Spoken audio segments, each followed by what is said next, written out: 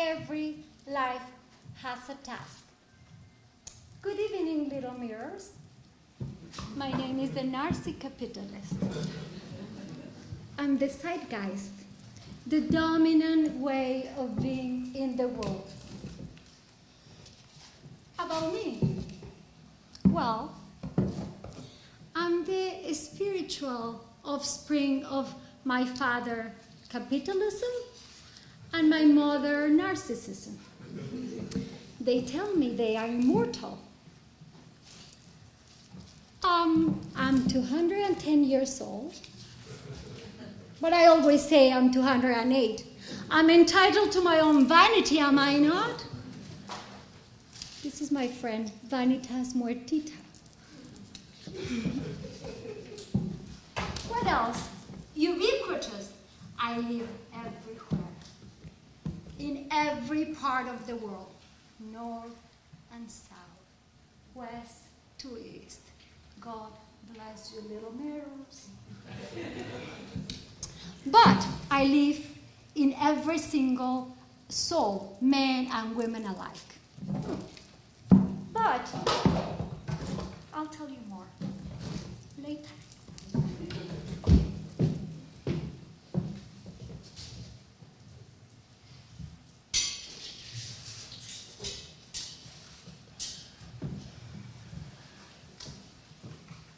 Has psychoanalysis changed its therapeutic aims over time as a result of subjective transformations that mirror collective social, economic, cultural, aesthetic, or political shifts?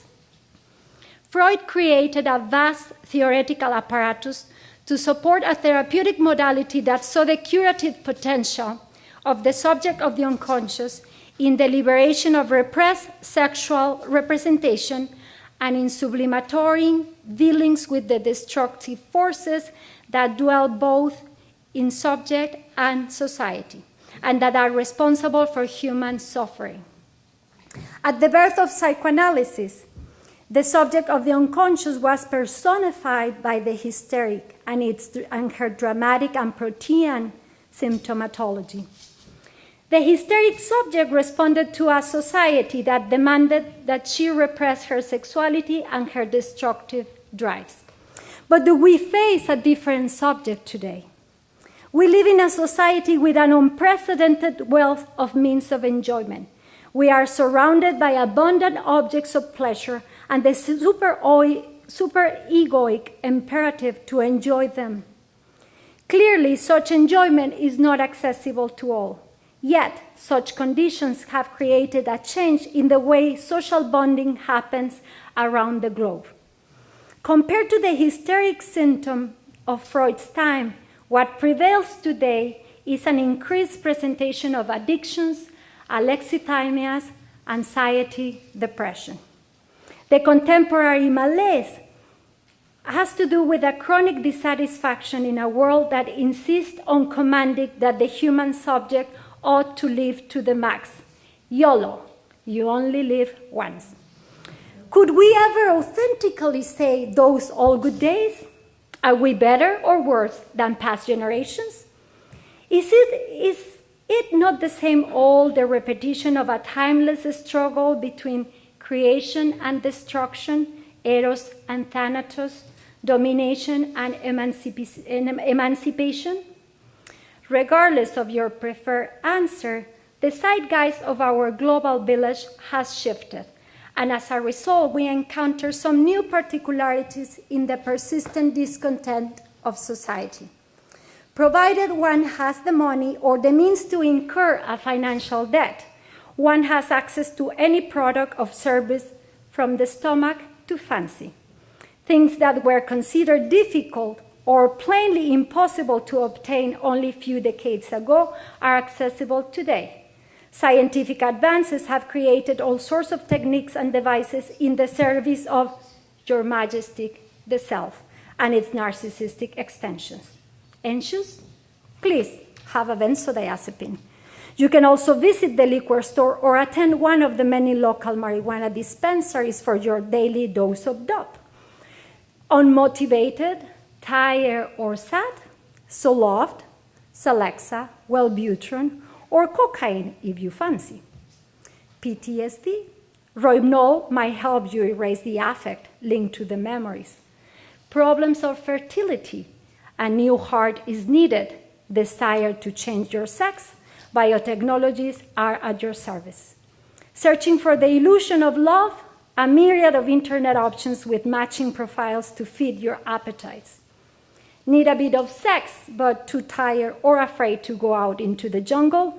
Porn sites or even Skype sex are available to you. Want the illusion of friendship? Facebook has it. Craving some knowledge? Google it. Need to create the fiction of agelessness? Plenty of cosmetic procedures. Tired of living on this planet? Signing for an expedition to the Red Planet. Just get the money, the market will answer you. Call now. But wait, there's more.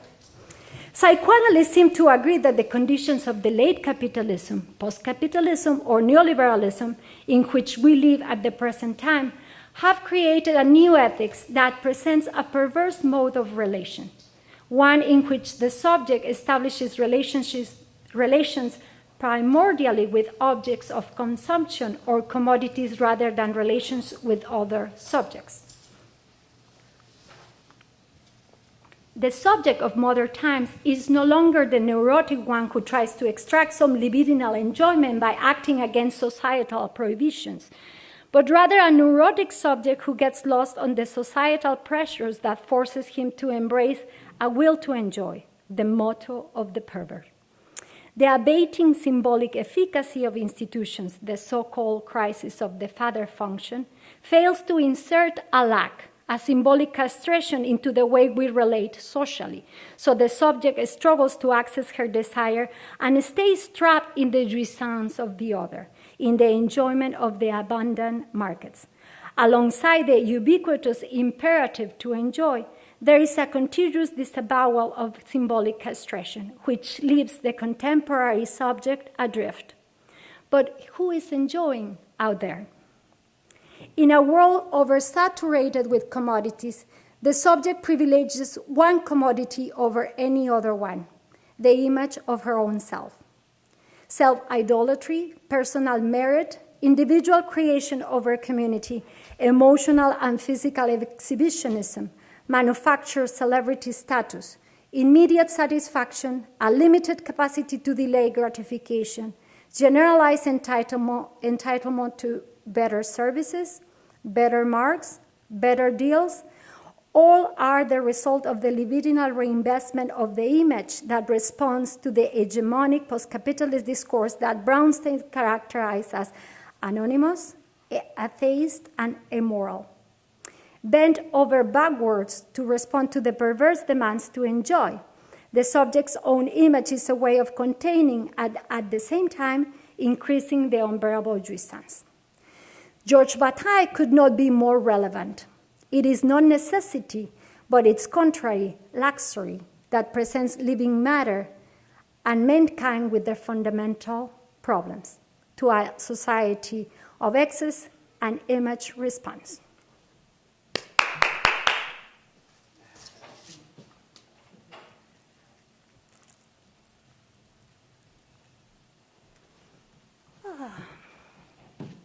Hello, little mirrors. Soiled with mire from top to toe and oozing blood from every pore. My father, capitalism, came into the world. Or at least is what this fat bestseller says. Capital, written by Karl Marx, this hippie guy, long hair. He didn't like my dad very much. Whatever. Back to me. I had an exceptional childhood, of course, like me. It had a little bit of drama, though. I lost my mother. Poor little thing. She got killed by her own evil eye. But apart from that, not bad at all. We had a great time. Daddy worked from home, exploiting human brains, muscles, and nerves. He was garnishing every property to make it his own, profiting from exhausted bodies. Oh well, those were good days. I had everything. I was happy. But then my daddy met the Chicago boys. Oh, those perverts. And then, you see, they engender my baby brother, neoliberalism. Oh, that fucker? Well, mind you, he's very cute. He's only in his 40s. Is this baby, he's this gigantic worm surrounding the planet with tiny little hands and feet. And he has a motto. He says, steal every soul. Eat the flesh of you, little mirrors. But the problem for me is that I became a proletariat.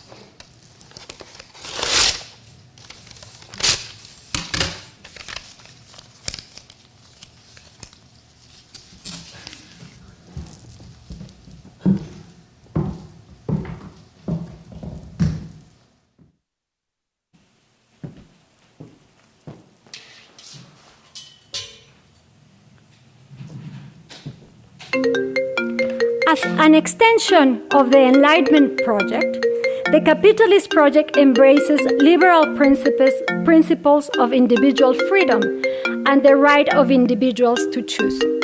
Capitalist theory evolved from the ideas proposed by a Calvinist Dutch physician, Bernard de Mandeville, whom Danny Roffer Dufort refers to as the first psychoanalyst, because of his defense of the liberation of all passions through talking as a way of accessing freedom. The contributions from the later known as Mandeville private vices lead to public good, or the fable of the beast, were tamed by the inclusion of a certain transcendentalism theorized by John Locke, David Hume, and Adam Smith. Different from early capitalism, in which the central tasks were to own property and the means of production, to exploit the worker in order to extract surplus value from his labor, etc., neoliberalism have renounced what David Hartley calls a class compromise between capital and labor, resulting in the free market fundamentalism and neoliberal orthodoxy. Dufort characterizes the emerging model as ultraliberalism and asserts that, long quote, constitutes a perversion of liberalism in the sense that it has pushed the principle of absolute defense on the part of each actor of their private interests to its limits. This is the context in which the famous ultraliberal slogan appeared, egoism should be let be, unquote. In Seminar 17 at the end of the 60s, Jacques Lacan theorized 4 discourses: master, university, hysteric, and psychoanalyst, in an attempt to formalize the structure of any possible bonding. In 1971, Lacan developed a 5th discourse, the discourse of capitalism. In the capitalist discourse, Lacan posits a crucial difference from the previous 4 discourses. The connecting vectors between the agent and the other are not there. In the other discourses, there's always a partnership. The couples of the master-slave, student-professor, hysteric god, or analyst and analysand.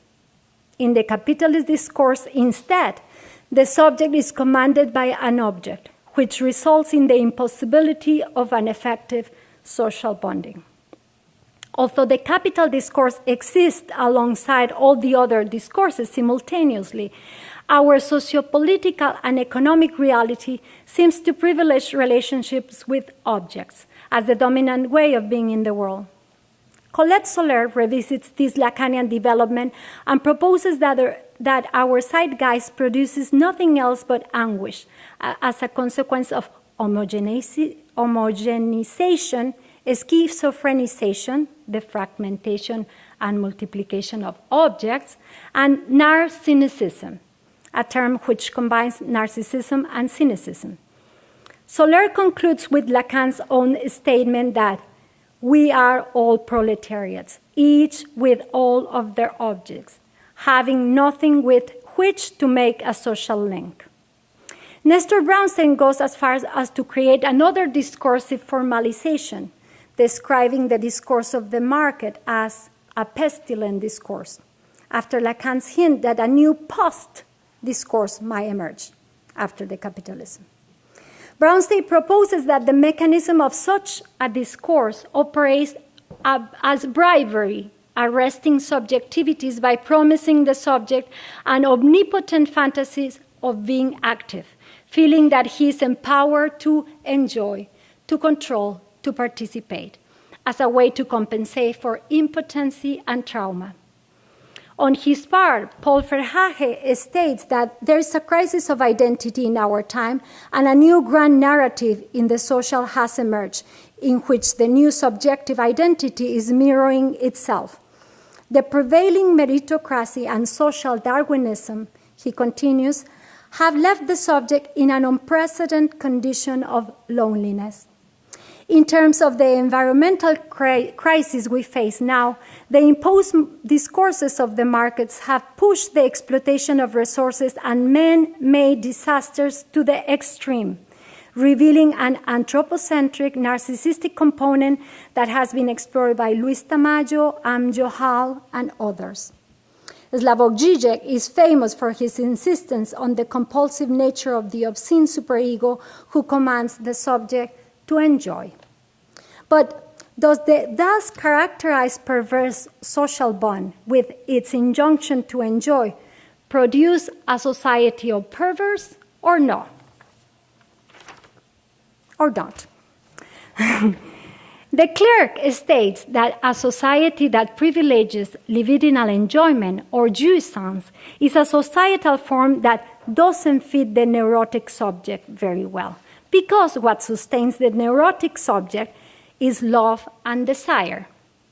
This paradigmatic fits the neurotic path very well, I would say, as de Klerk later admits, since this very way of social bonding produces indeed a lack of libidinal enjoyment. Every self-respecting neurotic wants to preserve the status quo, to maintain their neurotic dissatisfaction, because change, transformation, or moving into another thing is extremely frustrating. So the perverse social discourse of obliged enjoyment meets the neurotic logic, which states, this is not enough. I am guilty of not enjoying. Jouissance qua suffering. Freud asserted that in the neurotic individual there are repressed tendencies to enjoy polymorphously, that neurosis is indeed the negative of perversion. Negative as it is used in the jargon of, or in the terminology of photography. The neurotic has opaque and colorless fantasies of being a pervert. We dream of being the pervs of Wall Street. And the real ontological question of our time is this: what would I do if I won the lottery? But if the neurotic is not enjoying while he is being forced to enjoy, who are in the collective really enjoying? Are the affluent, the 1% enjoying? Are they the pervs who really enjoy? Certainly there's someone out there fucking up the remaining 99%. Should Transparency International switch their global corruption barometer to a pervertometer? Let's take Martin Scorsese's 2013 movie, The Wolf of Wall Street, as a depiction of our perverse neoliberal ideal. Contrasting with the liberating motto of the 60s and 70s, sex, drugs, and rock and roll, the first lesson Jordan Belfort, played by Leonardo DiCaprio, is taught by the Matthew McConaughey's character this first lesson: absolute inconsideration of the other, masturbation in excess, and cocaine. Does the Freudian drive provide a good way of framing this diagnostic dilemma about who are the real pervs and how they operate in the dominant social discourse? let's have a brief interlude with the drive. The central thesis of Freud's text, The Future of an Illusion and Civilization and Its Discontent, is that man is hostile to civilization because it could only be achieved by work compulsion and the renouncing of drives. The Frankfurt School, mainly through Theodor Adorno and Herbert Marcuse, criticized the revisionist neo-Freudian wave that extracted the explosive potential from psychoanalytical theory with regard to precisely the drives, eros and thanatos. The Frankfurt School sees repression as the historicized source of social control and domination in an alienated society, including certain forms of sublimation, more particularly repressive desublimation. For the critical analysis emerging from this school, I'm leaning here in Jacobic through Zizek, the congealed, petrified history of repression becomes a secondary naturalization of the drive. So for these scholars, the drive is not, as the neo-Freudians understood it, the animal instincts, but rather a socially determined force mediated by history and repressed by a weakened ego. There is a parallel between the return to Freud of the Frankfurt School in the social and the return to Freud in the clinical by Lacan with regards to the drive. We would need extra readings and plenty more time to reflect on the rich convergences and divergences of both approaches.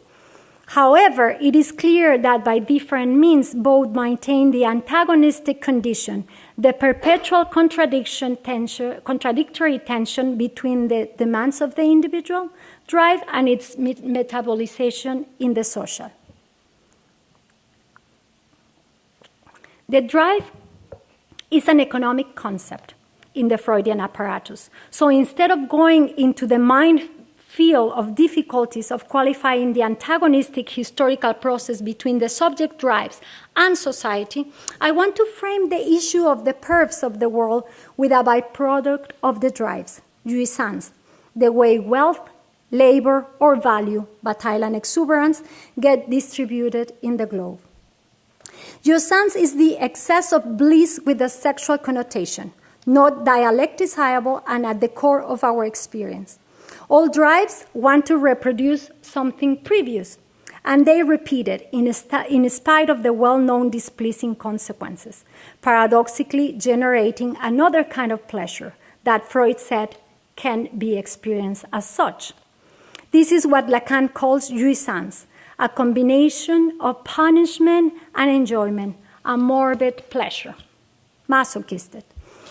Informed by the legal terminology, usufruct, jouissance, informed by the legal terminology of usufruct, jouissance becomes, in the words of Brownstein, the malefic jouissance stripping the other of the gods he holds dear. So jouissance is something you cannot obtain, but have to steal it from the other. If the neurotic is not enjoying, then who is enjoying in the system? Both in the notion of expenditure and in the accursed share, George Bataille frames the discussion of general economy in the need of expenditure as a result of an incessant cycle of production, creation, and destruction, waste. He demonstrates that excessive energy can be channeled either through extension, creating more needs, or prodigality of luxury. He provides some examples such as the arts, war, mourning, the potlatch, or the human sacrifices of the Aztecs. There is no rational economy, Bataille asserts, and I would add that it is not rational, indeed, because the economy is unconscious. For Bataille, economies, physical, psychical, of a government or the universe, are always in need of an unconditional expenditure, no matter how contrary it might be to the economic principle of balanced accounts. On the surface of the globe, for living matter in general, energy is always in excess. The question is always posed in terms of extravagance, that he called l'effervescence de la vie, the effervescence of life. The excedent, connatural to every system, needs to be wasted somehow. The accumulation resulting from this overproduction needs to be converted into loss. There is always a residue, an excrement, something that is not able to be reincorporated into the system. Object petit a. But what is this loss and who pays for it? Central questions for both the individual and the collective. How to expend the excess of our drives. An expenditure of our drives is needed, or else they will result in anxiety, obsessions, or mental constraint. How do we choose to channel it? Through repressive symptomatology, or are there other ways? A necessary loss of surplus happens as well in the socio-political and economic sphere. How that exceeding is wasted. The money that is extracted from the middle working class a la Wall Street is paid by the worker's labor since Marx, but nowadays, alongside the worker, the figures of the consumer and the borrower emerge. As Brownstein says, the dominant discourse fabricates libido and sell it in the market to their own producers. So the purpose of our system is still losses and profit voraciously without any ethical concern. The ideal ego of our time. They want fully jouissance for themselves by means of making the other enjoy, buying, paying, remaining entertained, forfeiting their rights. Such sadomasochistic logic would read like this: I won't ever lose because I will steal your loss. Sell garbage to the garbage man and make garbage cans out of it, says the Wolf Belfort. The logic continues: I will incorporate the impossible lack, object petit a, into my enjoyment. This is, of course, the very fantasy of the pervert, to enjoy it all. Frege says that whereas liberalism reacts to the excesses of the welfare state, neoliberalism seeks to turn society into a welfare state for banks and multinationals. Countless numbers of austerity packages, exorbitant personal and public debts everywhere, a push for privatization in education and health, casualization of work, manufacture, environmental catastrophes, intolerance of otherness, anti-immigration, anti-Semitism, anti-Muslim, gradual increase of coercion, and cruel material inequality when there's such a wealth of goods. Late capitalism discourse creates antisocial effects that destroy the delicate social tissue. We have in Canada some revealing examples of perverted resource enjoyment. Canada is one of the leading forces in land despoliation for extraction purposes. Here we continue practicing the well-documented, environmentally disastrous technique of fracking to extract gas, with devastating consequences for communities and the environment. We have Kinder Morgan, this giant energy transporter who, against local government and civil society, is pushing their way in to build the Enbridge pipeline in a clear invasion of native land, and so on. But there is a more dramatic and brutal example of the sequels of the dominant perverse discourse. Not in Canada, but on this very continent. One cannot but wonder whether or not the injunction to enjoy of the neoliberal ideology, taken to the extreme, enjoyology, it's a new word, taken to the extreme, is partially responsible for engendering the very layered and complex situation of the narco-capitalism of Mexico, homophony of Foucault, narco-capitalism. Having neither the expertise nor the time here to explore the complex situation of Mexico, this example close to my heart and blood might reveal the extreme and disturbing effects of the marriage between the rampant logic of the free market, in this case illegal drugs, and the corruption of a state subservient to those markets. We all know that Mexican's tradition is to laugh at death. Well, not anymore, not at this necrotic spectacle. The death Mexico knows how to laugh about is the whitened bones of the skeleton, Bataille, laughing at death as universal fate, death as the inevitable end of a given and finite life. But Mexico, the civil society, is not laughing anymore at such decomposition.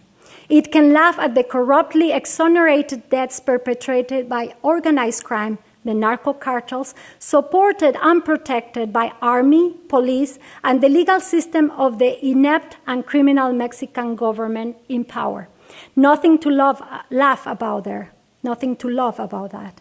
Hence, groups of people of all ages are taking courageous action and demanding the justice for the 43 student teacher of Ayotzinapa who went missing last September. Each one of those students stands for themselves and for the more than 100,000 deaths and 25,000 disappearances that have occurred since the absurd, ill-fated war on drugs that the U.S. has supported since 2006. Mexico then, sadly, can be seen as a painfully extreme example of the neoliberalization of the markets and its devastating desubjectivation effects. Cheers.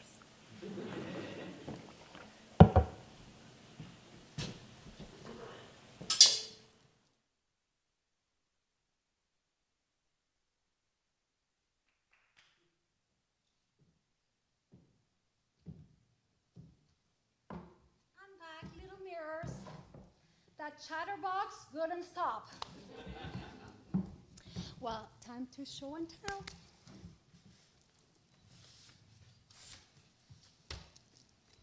The world is a dangerous place, and Canada's very own proposal for an anti-terrorism act, Bill C-51, states that Canada is not immune to the threat of terrorism. So all activities that interfere with the economic or financial stability of Canada, changing or unduly influencing a government in Canada by unlawful means is terror. Terror, terror, terror, terror.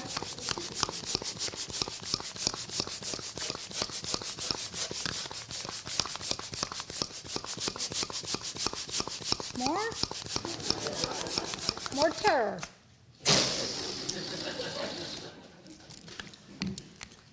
Oh, he tells himself, you are brilliant and powerful, a great conquistador. You are Napoleon, a god of sex, the best lover ever, ever. She tells herself, you are adorable. Your work absolutely groundbreaking. Your astonished beauty compares only with the Venus of Botticelli. You are the universal signifier of desire. Napoleon, the universal signifier of desire. Sure.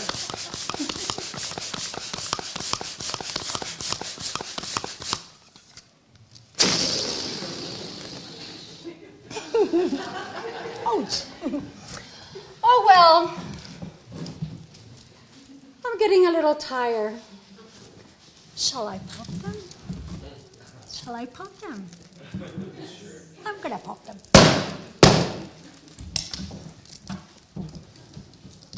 No distractions.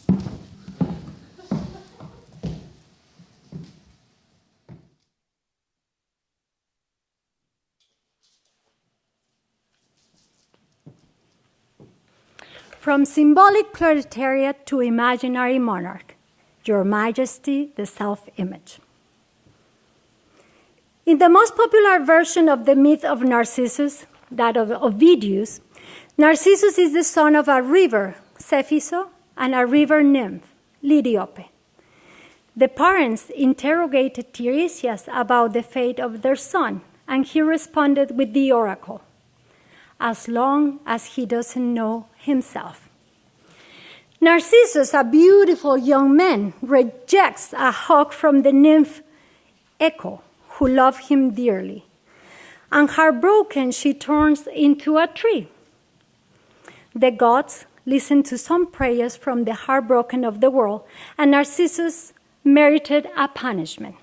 One day, while he drinks water from a river, he sees the image of his reflection, and dazed by his own gaze, falls into the water and drowns. And this is a quote from Ovidius. The phantasm that you perceive is not but the reflection of your image. What Narcissus sees, he ignores, but what he sees consumes him. He himself dies through his own eyes. There's no possible way to escape the imaginary. The fundamental, central structure of our experience, says Lacan, really belongs to the imaginary order. Within the imaginary elements that conform our egos, there are diverse planes. How I see myself, ego ideal, how I imagine others see me, and how I would like to be seen, the ideal ego. Our own image is one of the most stable identity elements, and yet, paradoxically, is precariously self-sustained. The self-image is built and located in the other. Je suis un autre, says Rimbaud. I is an other, and consequently is structurally alienated. Where I identify myself, I am not all there. Back to the early Lacan to understand the exacerbation of the imaginary at present time. The same occurs with regards to the desire. The desire of man is the desire of the other.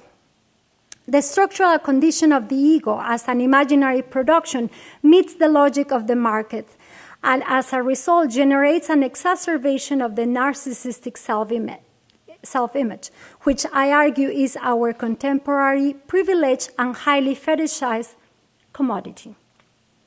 Searching for a sense of worth, exchange value, by means of the imaginary is unsustainable.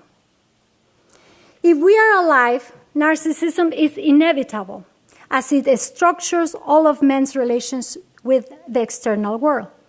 Freud explains narcissism through the investment of libido.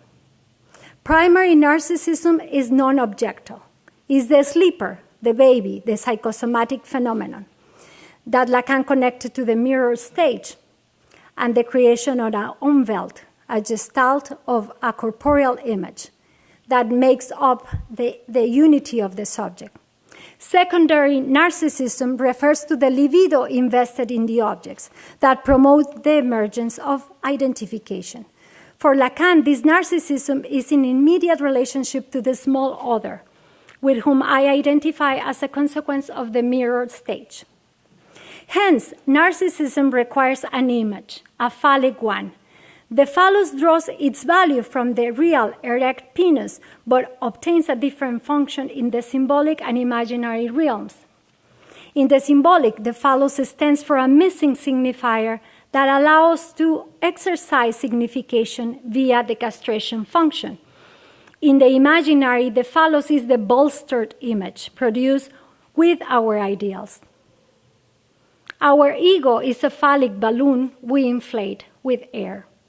The precariousness of such a construction is a source of subjective suffering because our own egos are always suffocating. There's no way to sustain the imaginary phallus. It permanently fractures, keeps the inflated, the shadow whose prey the hunter becomes. With regards to the fragility of our narcissisms, almost anything can serve as image making because images are built with symbolic material. From the selfie to the self-definition in social media to symbolic capital, public recognition, who knows you, erotic capital, your attractiveness, your sex appeal, or your emotional capital, your network, who do you think loves you? All these participate in the creation of an image. At present, and as the result of the market's discourse, including the proliferation of social media, our image is more and more homogenized, pre-cut, fixated in the ideal characteristics of our time.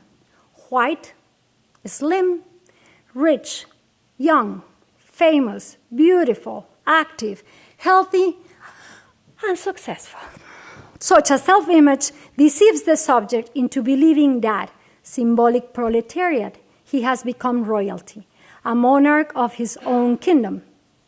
The Lacanian fundamental fantasy, which combines imaginary and symbolic elements and responds to the question of what the other wants from me, or the lack in the other, tell us that one might find a sense of self-worth if one were able to accommodate or assemble a position in the desire of the other. If I can imagine, always idly, how the other loves me, I will be reassured of my value. Our structurally competitive image, which permanently seeks personal worth, now gets into the free will exchange market of otherness.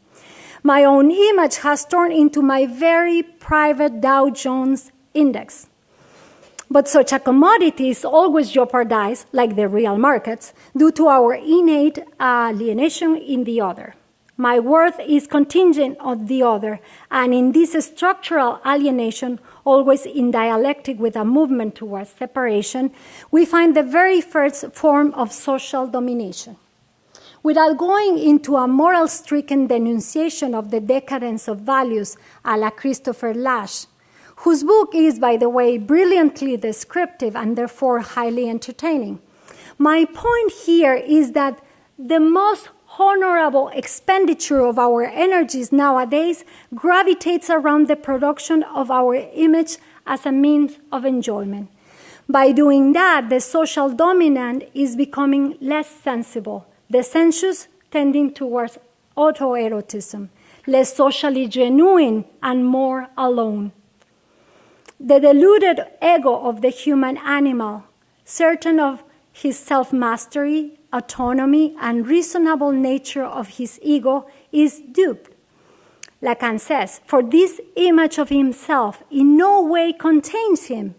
If it is immobile, only his grimaces, flexibility, disarticulation, and dismemberment begin to indicate what is his place in the world. The task of the individual and the social regarding the imaginary field are thus the most divergent. Whereas the individual needs to dislodge her image from the other to find her place within her desire, to find her worth and enjoyment, not all in the other, the social requires us to find a concerted way of being with our fellow others, and in such a way that we can create a symbolic pact to live together. The socially privileged mediation of the image through the brittle imaginary phallus, a porcupine with goosebumps, a peacock in full display, hinders the relationship with other subjects. There's no true space for alterity, for dialogue, for building communities, resistance, or solidarities. Although the imaginary is responsible for depicting and guiding human desire, it is the image, paradoxically, that hinders desire. The end of analysis coincides with a possible liberation from the oppression of the other's desire, from the other's narcissistic entrapment. The purification of desire consists, within its structural limit, in a partial separation from the other's desire, history or tradition, and at the same time an assimilation of the traumatic truth of what is in you more than you, your drive. By means of noting the real, symbolic, and imaginary dimensions in a new way, the symptom, the subject will transform the energy of the symptom into a very singular, consciously aware way of enjoyment that is not contingent on the other's approval. Could we extrapolate the ethics of psychoanalysis from the realm of healing individual suffering to that of intervening for social injustice, against domination, and so on? If the tasks are divergent, could the same ethics of desire, of creation, of a radical singularity be suitable in the social? Final remarks.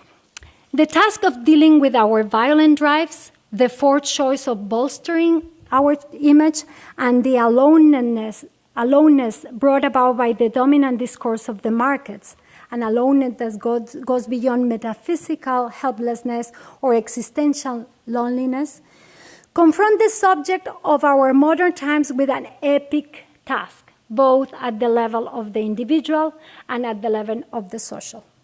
The injunction to enjoy of the current dominant discourse encroaches subjectivities and destroys social possibilities. Trapped in the jouissance of the other, how could this process of achieving radical singularity via the sans thome, of liberating the drives and transforming them into something creative and not paralyzing, something subjectifying and not objectifying, be possible in the social sphere, so that the community is able to liberate, at least partially, the historically repressed drives and achieve, if not happiness and balance, at least less social alienation and injustice? We won't get the answer here, but I am thinking of a symptom-like noting at the level of the social through self-government, as exemplified in some native communities that have managed to approach social issues effectively, and particularly the caracoles zapatistas, which are forms of social orders that incorporate the singularity of the local, the circulation and deprofessionalization of political seats, the balance between the horizontal and vertical lines of power, etc. For the subject to love, to desire, and to resist domination, he needs to assimilate that residue, the de-inflated balloon, and reclaim it from the locus of the other, to own it within the singularity of each subject and each group, to assume castration. Maybe to stop being a puppet of the system, that is, primarily a puppet of our own fictions via the imaginary fallows. There is nothing better than to pop it. Maybe it is nothing else but a Becatian effort. Ever tried, ever fail, no matter. Try again, fail better. That's it.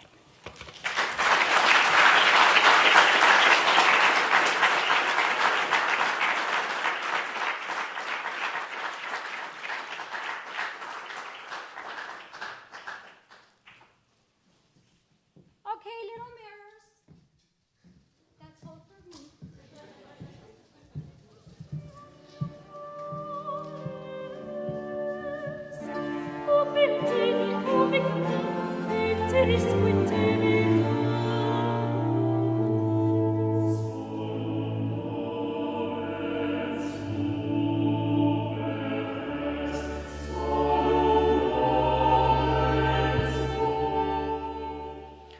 Thank you very much, Hilda. Before I introduce the panelists, just wanted to let you know that next Wednesday night at 7 p.m. we're going to have the writer Masha Tupitsin here reading from her new work, Love Sounds. A lot of her work revolves around the death of love in contemporary society. Great pleasure to be introducing amongst my favorite people here at SFU, Clint Burnham and Samir Gandesha. Clint is Associate Professor in the Department of English at SFU. His research interests include contemporary literature, theory, especially psychoanalysis and Marxism, visual culture, popular culture, and digital humanities. He's the author of book-length studies of Steve McCaffrey and Frederick Jameson, and currently blogs at momus.ca. His most recent critical book is The Only Poetry That Matters, Reading the Kutny School of Writing. Professor Burnham has lectured most recently at the University of Rijeka in Croatia and Westminster University in the UK.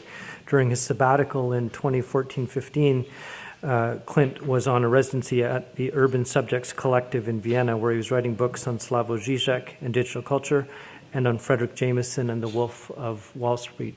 Welcome, Clint.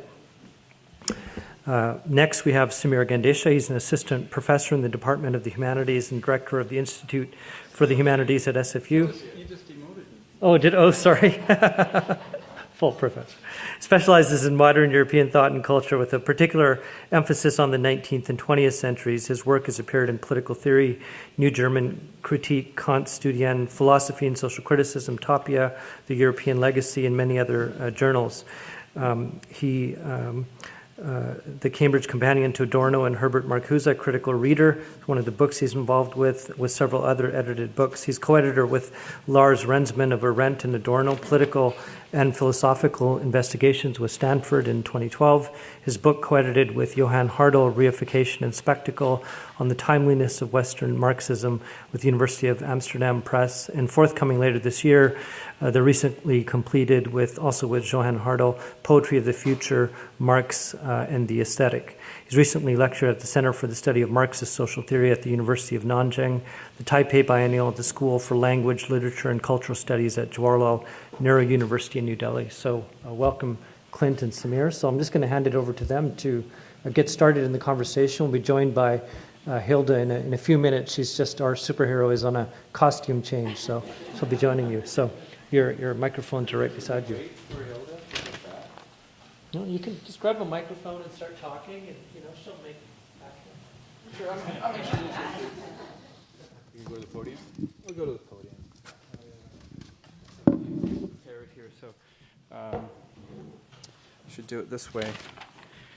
Well, thank you very much, Anne. I'm really delighted to be here.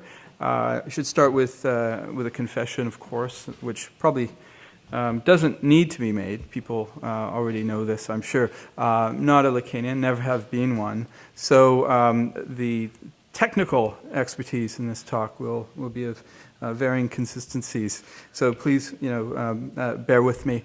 And this is also the first time I've done something quite like this. And so the way I've prepared it is kind of like a riff or a jam. So some of the themes that I pick up on are ones that are of particular interest to me and things that I'm thinking about now. But I think there's some definite real points of intersection and obviously some points of divergence. Before I begin, I'd just like to also acknowledge that this event is taking place on unceded Coast Salish territories, the territories of the Musqueam, Squamish, and Tsleil-Waututh nations. So what I'd like to do is just provide what I take to be an account of the gist of Hilda's very rich, engaging, and quite poetic at times presentation, and then go into asking a couple of questions, posing a couple of questions which are pretty lengthy and aren't really direct questions to Hilda. They're just questions that I'm raising and could feature perhaps in some of the discussion or not. These are things that just struck me about the talk that I thought were interesting and therefore also question-worthy. So what I take Hilda to be doing in this presentation is to pose the question against the backdrop of the transformations of capitalism over the past 40 or so years, of whether the fundamental outlook and practice of psychoanalysis needs to change since Freud's elaboration of it in Fin de siècle, Vienna. During Freud's time, psychoanalysis was structured around what Hilda calls the protein symptomatology of the hysteric that corresponded to the prohibition on enjoyment. Such a symptomatology was itself deeply linked to what Max Weber took to be the spirit of capitalism in its early phase, namely Puritanism and the necessity of deferring enjoyment in the interest of securing capital accumulation. Capitalism in its liberal phase entailed, therefore, a certain level of surplus repression. And in fact, Freud and Weber were able to theorize this through Nietzsche, through Nietzsche's understanding in particular of the meaning of the aesthetic ideals. Today, however, in our neoliberal form of capitalism, which I prefer to call post-Keynesianism, or post-Keynesian capitalism for reasons that I'll explain in a moment, things are, of course, quite different. Today, in place of the prohibition on enjoyment, there is now an injunction precisely to enjoy. And arguably this injunction to enjoy, as Hilda points out, the perverse injunction to enjoy, has been in place to varying degrees since the crisis of the interwar period. At least so one could argue. What accounts for this normative inversion from Freud's time to our own? Well, it has something to do with the recognition on the part of the state since 1929 onwards that industrial capitalism, by virtue of its very logic of maximizing the extraction of surplus value from living labor, was prone to a crisis of overproduction and underconsumption. Hence, there was a recognition of the crucial role that workers would play not just as workers but also as consumers. Desublimation was therefore required in order for capitalism to survive what would otherwise be fatal contradictions. While the roots of the injunction to enjoy can be traced to the 1930s, with the rise of youth culture, the proverbial sex, drugs, and rock and roll of the post-war period, this injunction reaches its apotheosis in the 1960s. This is theorized, as Hilda rightly points out, by Herbert Marcuse, now as a form of repressive desublimation. It is a form of desublimation because libido is not redirected in the productive world-constituting activity of labor. Sad eros, the builder of cities, as Auden put it, but manifests itself as play. It is repressive because the play of libido, far from being directed to the work of something like genuine liberation, it was a form of play that was far from free, a form of play that actually does the work of reproducing the system itself. The growth of leisure in the post-war period becomes, therefore, the continuation of labor by other means. In this context, Hilda asks whether the therapeutic aims of psychoanalysis have changed. Keynesian and post-Keynesian forms of capitalism enjoins us to enjoy, and as a result, arrests the individual at the mirror stage of self-identification, or causes the individual to regress to this stage while disavowing the passage into the order of the symbolic, governed by the castrating function of the phallic signifier. In the symbolic order, we're confronted, therefore, with the castrated subject.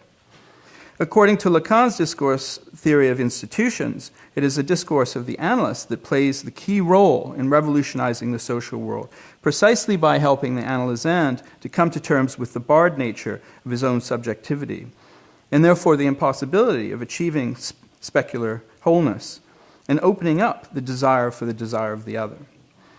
At bottom, what Hilda sees at issue, then, is the problem of the subject's development stalling out, as it were, at the mirror stage. Like the original myth of Narcissus, this spells disaster. So key to Hilda's presentation is Lacan's theory of discourse, in which the initial four discourses, as she mentioned, those of the master, the university, the hysteric, and the analyst, are complemented with a fifth discourse, and that is the discourse of the capitalist. This signifies the impossibility of intersubjectivity, the impossibility of the social bond, which is, at least through the previous discussed four discourses, articulated in different ways. So this brings me to my first question, and I think you already answered it in part, but I think I'd be interested to hear more about this kind of relation that I'm going to ask about. While I find Lacan's discourse theory of institutions, and the first time I heard about it was actually when we co-hosted Benjamin Meyer's visit about 3 years ago, and it was quite a fascinating discussion. So while I find that Lacan's discourse theory of institutions, in my admittedly limited understanding of it, intriguing and formally elegant in its construction, I'm not entirely convinced by it. In particular, I'm not sure if I understand how the first four discourses relate to that of the discourse of the capitalist. Right? The first four are intersubjective, whereas the discourse of the capitalist is one that is directed specifically not to other subjects, but to the object world, to commodities, as you point out. Already in Volume 1 of Capital, which you had as a beautiful prop in your presentation, Marx thinks of commodity fetishism as a structure whereby relations between people take on the appearance of relations between things. In 1923, Lukács elaborates this as a conception of reification, literally thingification, in which every aspect of human relations come to be pervaded by the abstract logic that Marx confines to the realm of exchange. Finally, in 1967, Guy Debord articulates the concept of the spectacle, or the idea of capital accumulated to the point where it becomes image, on the eve of the uprisings of 1968. And so it seems here always already, there's a relation between subjectivity, subject-subject relations, and forms of objectification, reification that intervene and that mediate those relations. And I'll come back to that. So according to the Marx-Lukács-Debord axis, the fifth discourse, the discourse of the capitalist, must subtend in some way the other four discourses. And you point out that they do, but I'd like to know how they do. As a relatively recent reconstruction of the Grundrisse suggests, capitalism ought not to be understood strictly in terms of the capital-wage-labor relation, but rather as that form of society in which social relations are mediated by abstract labor. Such mediation can therefore be discerned in, for example, Kant's infamous definition of marriage as a contract entered into for the mutual use of the other's sexual organs. Or to cite another example, the discourse of the university, which is putatively about the production of objective knowledge about the world, seen from this perspective. However, it could be argued that it is in fact the site for the production of technoscience, and as such becomes a key dimension for the development of capitalism's productive forces. Moreover, abstract labor comes increasingly to mediate the relation between student and professor, a relation that becomes transformed increasingly in terms of a relation between an increasingly de-skilled and precarious service provider on the one hand and client and consumer on the other. The unrest that gripped universities throughout the world, particularly in Frankfurt, Berkeley, and of course Mexico City in the late 1960s, and more recently in Quebec and the University of Amsterdam, erupted in part as an attempt to contest this logic. So one of the things that I found particularly interesting in your presentation, Hilda, was the allusion to the connection between narcissism, remaining trapped in the mirror stage, and corresponding disavowal of symbolization, and paranoia. And this really becomes my second question comment, and then I'll finish. I'm wondering if this analysis, this relationship, can be developed further. Of course, this moment of paranoia is recognized by Freud as a dimension of the development of the ego in that 1914 paper on narcissism, an introduction, in which he argues that narcissism is a key stage between ego and object libido. In particular, Freud draws a crucial distinction in the ontogenetic formation of the ego between primary and secondary narcissism and the formation of the ego ideal. An important dimension of this passage from primary to secondary narcissism, in Freud's view, is that ego's capacity through the internalization of the superego for self-surveillance in the pursuit of this ego ideal. Right? This is what Nietzsche calls, in the genealogy of morals, the internalization, Verinnerlichung, of man. Such self-surveillance, taken to extreme, results in a kind of paranoia. Capitalist economies are structurally reliant on and productive of narcissistic subjects, as Hilda suggests, by the very term narci-capitalism. But our forms of governance are also increasingly paranoid, as hardly needs to be pointed out today. And you referred to Bill C-51 in your talk. It wasn't in the original paper, so I think it's great that you've brought it up. We see this reflected in the United States, of course, in the enactment of the Patriot Act, the creation of the Department of Homeland Security, and the drastic overreach of the NSA, and of course in Canada in the form of increasing surveillance and kinetic powers to be granted to CSIS via the soon-to-be-passed Bill C-51. So I'm wondering what the role of paranoia is in narci-capitalism, and also what might its relation be to debt, because debt, this seems to be really the crucial issue of our age. This problem set seems to be crucially at issue in the context of the contemporary discussions of austerity. The key case, of course, is that of Greece. I was joking with my friends, my students in the Nietzsche class the other day. Back in Nietzsche's age, they were still talking about the tyranny of Greece over Germany. Now, of course, it's the tyranny of Germany over Greece in the context of the Troika-imposed austerity that the leftist party, Syriza, is seeking to actively challenge. But along with Syriza, on the other side of the political spectrum is, of course, the neo-fascist Golden Dawn, which targets immigrants, refugees, queers, and so on. What underlies post-Keynesian capitalism, and this is why I insist on the term post-Keynesian, is the continued requirement of consumption. This injunction to enjoy it remains very much front and center to our social relations, as you point out. And this was made clear, for example, by George Bush. While typically understanding very little, if anything, and indeed visibly shaken and seemingly paralyzed upon learning the news about the attacks on the morning of September 11, 2001, Bush did, however, demonstrate that he possessed some real insight into the true objective of the attack, which was consumer capitalism. He unwittingly made this clear the day after the attacks when he enjoined U.S. citizens to do their duty and to go shopping, or indeed to visit Disneyland. So our world is post-Keynesian insofar as the welfare state has been in the process of being dismantled for several decades now, but also because the requirement for consumption, the injunction to enjoy, remains as important as ever, as is evinced by such bizarre economic indicators as the Consumer Confidence Index.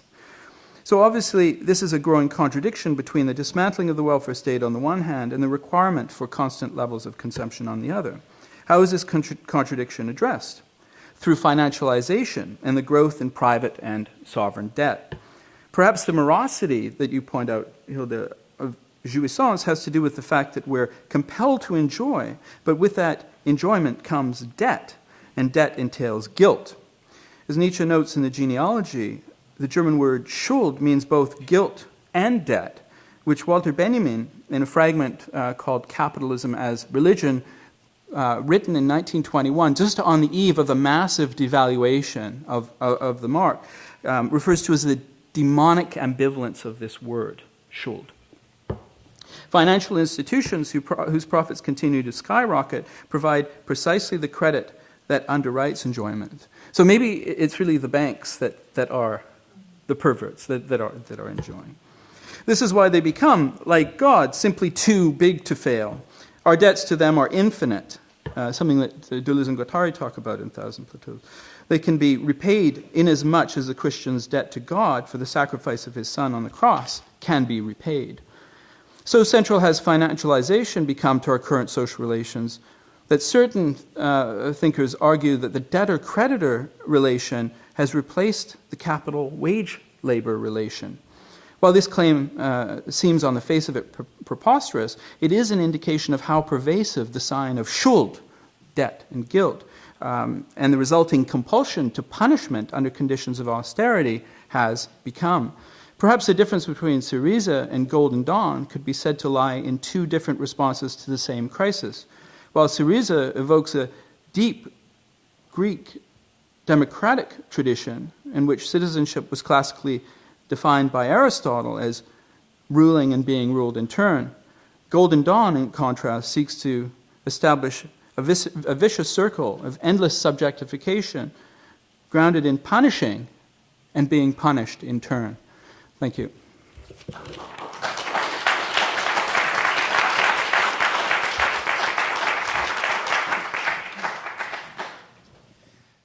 Thank you, Samir. I don't have anywhere near the same amount of riffing or jamming to do, but I do have a few comments, some of which I prepared. And then I'll probably go on and talk a little bit about Wolf of Wall Street. But also, I was thinking when you were talking about the welfare state, about what has replaced the welfare state, which is on the one hand the nanny state, of course. But then also, because I was in Austria last year, I was thinking about the Red Bull state. So and that will have to do with enjoyment and how all of our enjoyment now always comes with a warning label. And that's partly why enjoyment is so difficult now, and not just that obscene superego. But I'll just read my prepared remarks, first of all. And I am very pleased to be able to respond to Hilda Fernandez's paper tonight, if not the performance. I'll leave that one to others more competent. Not least because of the tremendous intellectual camaraderie that we've enjoyed over the past almost 8 years, I suppose, since the beginning of the Lacan Salon in the fall of 2007. It's been tremendously important to my intellectual development, and Hilda's been a key aspect of that, as well as many people in this room. So what I would like to do here very quickly is to provide what I take to be the structure of her argument, and nowhere near the same historical and philosophical depth that Samir did. So I'm really glad that he did the heavy lifting, and now I'll do the lightweight cultural studies, all the fun stuff. Yeah. All in English. Fernandez's argument is as follows.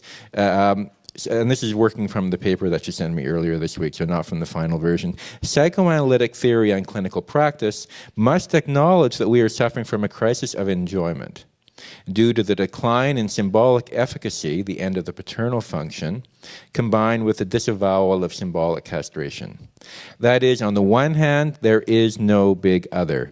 God is dead, politicians are suspect, Jian Ghomeshi is an alleged rapist.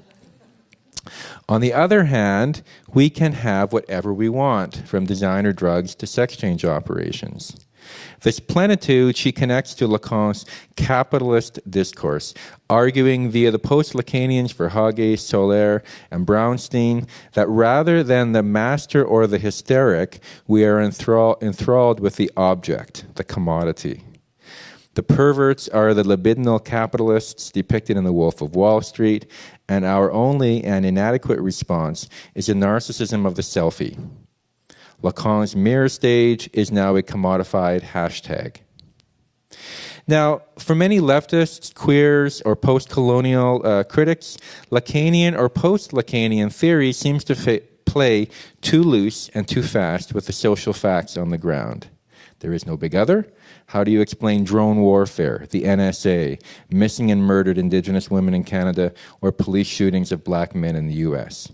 We can have whatever we want, and still the Globe Mail's Margaret Wendt warns us against transgender politics. Female reporters are confronted by men who yell "fuck her right in the pussy," and under a new proposed Canadian law, critics of Israel are threatened by hate speech laws. So where I think a psychoanalytic response to these important critiques can work is, as Fernandez remarks, via the Žižekian notion of the obscene superego, the demand to enjoy, the obscene underside of the law. From Abu Ghraib to online trolls, from rogue cops to Willie Picton, such excesses demonstrate how transgression now must be seen as upholding the law, the status quo, the neoliberal norm. So, to quote Lenin, "Что делать?" Oh, I did do some non-English. There we go. What is to be done? Here I differ from Fernandez both in terms of analysis and program. I think it is a mistake for post-Lacanians to fetishize the capitalist discourse, and a lot of this is because of an essay by de Klerk that appeared in the Psychoanalytic Journal in 2006, which I think you cite, and I remember us discussing this in the salon. I think it's an entirely wrong-headed essay, and I think Lacan is entirely mistaken in his whole notion of the capitalist discourse. This is an unnecessary, and I'm glad, Samir, that you opened up this question as well. This is an unnecessary opening up of Lacan's four discourses. The society of the spectacle, of pleasure, of drive, is explained quite well by the university discourse. That is, the demand to enjoy, etc., is structural, does not pay attention to what the objects are. Whether it is university objects, read more books, lifelong learning, get more certification and degrees. Every university and college has its adult learning annex and so on. Students are always told to get more and more credentials. Artists get PhDs now. Creative writers get PhDs now and so on. That's the demand. That's the structural demand. Whether it's the university objects or pharmaceutical objects from roofies to medical marijuana, or digital objects from smartphones to hashtags. It doesn't matter what the objects are themselves. The demand to enjoy is merely that structural demand. And then, of course, we have to think dialectically. Here we can take the phenomenon of the selfie, or the digital self-portrait that circulates via social media on Facebook or Twitter or Instagram. Whether the celebrity actions of Jay-Z and Beyoncé in front of the Mona Lisa at the Louvre, or Kim Kardashian's new book, or the political activism of hashtag Black Lives Matter, or Zizek at Occupy Wall Street, digital selfies and hashtag activism represent an intervention into image production and consumption via the body, an intervention into what Lacan calls the altheosphere. But also, I would say, again, borrowing from Fernandez, a kind of symptom, an enjoyment in meaning, or what how Zizek calls it, enjoyment, meaning, enjoyment, or jouissance, but also sense. Is the symptom a social link? And this is, again, what referring back to, or riffing off of, or unconsciously repeating what Samir was asking. Is the internet qua symptom precisely such a social link? But the lesson of the symptom is how it troubles meaning and functions with enjoyment. As Zizek reads the symptom as Lacan shifts from the communicative fantasy of the Ford discourse to a, quote, psychotic kernel evading the discursive network from looking awry, neither symptom nor fantasy. So that would be an accelerationist answer to the question that plagues Fernandez's title. Narci-Capitalism? Yes, please. More, more, more. And so, just to finish up with three things that I was thinking about when Hilda was talking, in terms of Wolf of Wall Street, and again because I'm writing a book on it right now, I would actually read Wolf of Wall Street as being a utopian critique of capitalism. It's the film version of Piketty's book Capital in the 21st Century. And just to give a very specific example of this, and this is always the problem what we have to remember when we're dealing with aesthetic objects is we have to talk about them as aesthetic objects, not as a plot that can be summarized, or not as an image that can just be referenced. So aesthetically, what goes on, for example, in Wolf of Wall Street is about the media image. So just three quick examples from that film. At one point, he's driving along in a car, and there's a voiceover of DiCaprio. The car is, I think, white, and he says, no, it's red like the car in Miami Vice. And the car instantly changes color. So it's making you aware of the fact that he's a filmic object. Later, he is shown filming a commercial for his Wall Street firm or what have you. And in the middle of the filming of the commercial, the police arrive and arrest him. So you realize that you're watching the filming of a commercial itself. And third example is a video is made of his wedding, and then the video itself is used as in a kind of NSA kind of thing as evidence for his hanging out with gangsters or some kind of insider trading or something. Which is to say, as an aesthetic object, the film itself is reflecting on its own production. So it's very different from saying it's merely about bad guys in Wall Street. It's much more. I think it's my argument, and then you can buy my book when it comes out. Is that it's much more complicated than that. And then my second of my three final points is that the problem, and I'm in a debate with Matthew Flisfader about this because we're talking about the film Her. We're writing an essay together about the film Her, and he wants to talk about the film Her precisely in terms of the capitalist discourse. And this guy is infatuated with his operating system. It's an object. The object that is being talked about in Lacan is not things. It's not that. The object petit a, and of course I know you know this, Hilda. So you know this much better than I do. But the object petit a is not a thing itself. It's what's in you more than you. It's something that's beyond an actual thingness. So again, and I know you looked at Lasch after I said that, I thought that your thing was similar to Christopher Lasch and that kind of, but I think there is a moralism in terms of what the argument that you're making, people are just caught up with their superficial narcissism. I think that ends up being a moralistic as opposed to a psychoanalytic argument. And my final point around this, and this goes back to the Red Bull versus nanny state thing, and this is an argument that I tweeted this, so just to get into the hashtag narcissism. I could do, my Facebook feed is full of selfies. So just to give an example of what I mean by, so Red Bull state versus nanny state. So the Red Bull state is the enjoyment, do more and more and more. So smoking is cool, But then the nanny state always has the warnings. So smoking kills you. You see the labels on the cigarette packages.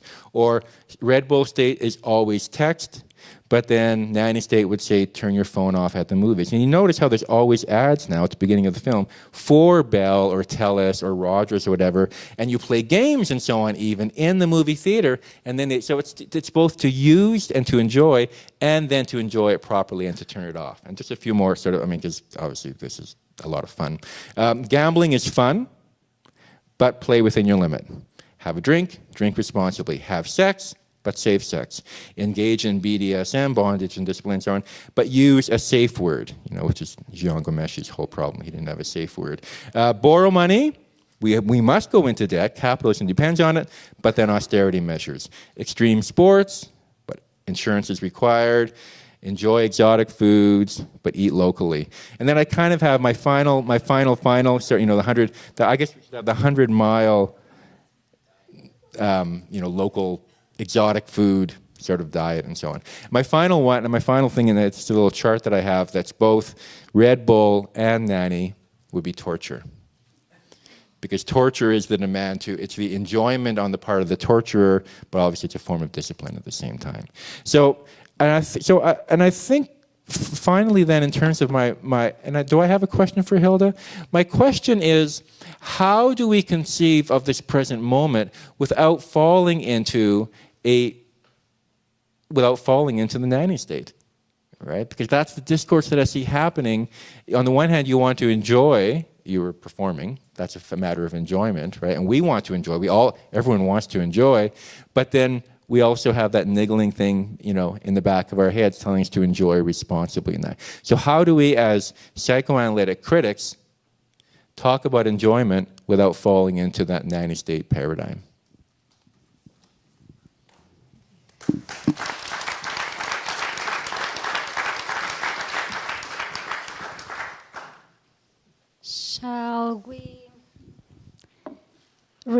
Shall I respond, or we open the floor?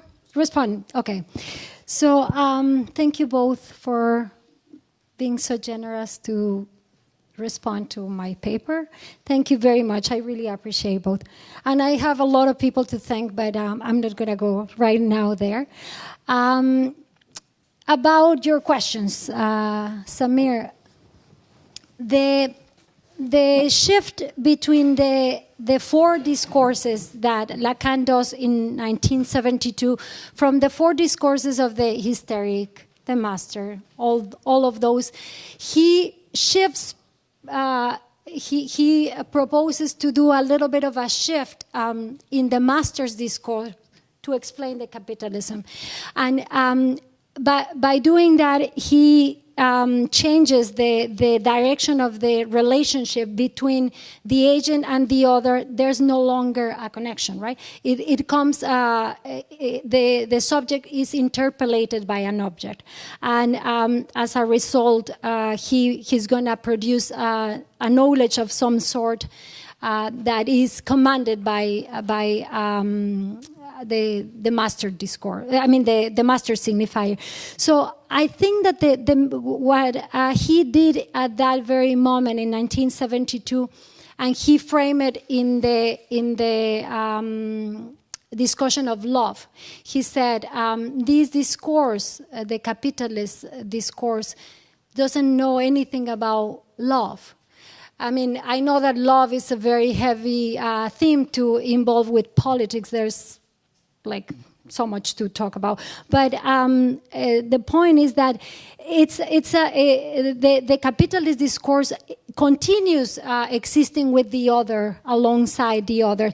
But the main issue that I would say that he highlighted when he proposed is, one, it doesn't know anything about love or the way we relate as with the other.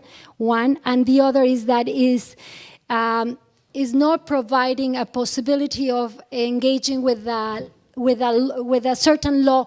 The master discourse, as you pointed out, of course, it was abusive and it was slavery and feudal time and all the historical oppression, but there was some sort of like what he's saying now. It's a little bit of the master, perhaps acting as a nanny.